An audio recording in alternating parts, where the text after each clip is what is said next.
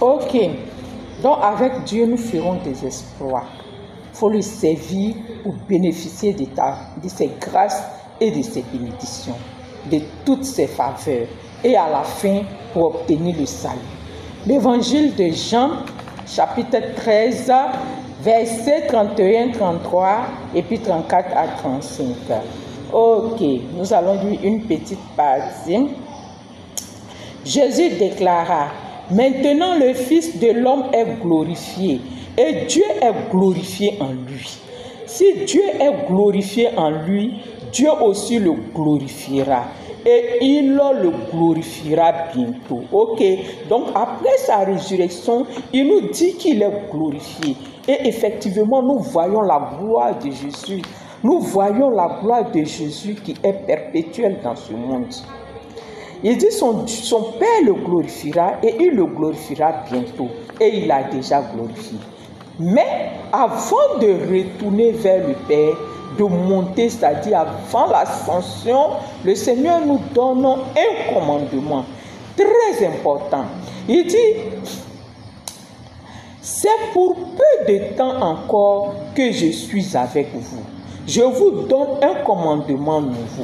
C'est de vous aimer les uns les autres, comme je vous ai aimé.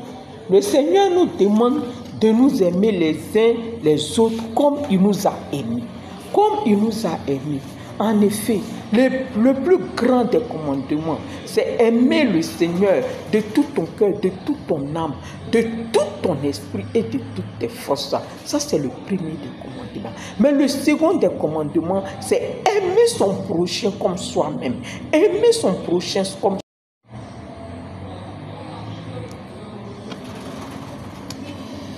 il est ressuscité, il est ressuscité, il est ressuscité. Ok, on continue. Donc, si tu aimes ton frère, tu ne vas pas lui faire du mal. Si tu aimes ton frère là, tu ne vas pas le tuer en sorcellerie à cause d'héritage ou bien à cause de jalousie. Si tu aimes ta camarade, tu ne vas pas lui arracher son mari. Si tu aimes ton enfant, tu vas vouloir que cet enfant réussisse. Tu ne vas pas laisser l'enfant aller souffrir jusqu'à mourir. Tu ne vas pas le tuer si tu l'aimes. Si tu aimes ton frère et ta soeur, tu prieras pour eux. Tu souhaiteras pour eux que du bonheur. Tu ne seras pas jaloux de la réussite de leur enfant. Tu ne vas pas vouloir que ce soit toi seul tes enfants qui réussissent. Et eux, et ta soeur et ses enfants doivent sombrer dans la galère, doivent sombrer dans la misère et mourir. Si tu les aimes, tu ne vas pas souhaiter ça pour eux.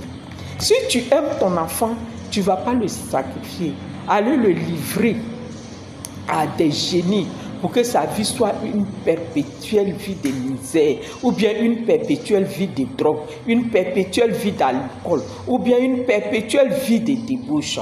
Le Seigneur nous demande de nous aimer. Le Seigneur nous demande de nous aimer. Si tu aimes ton frère avec qui tu pries, tu seras sensible à sa misère.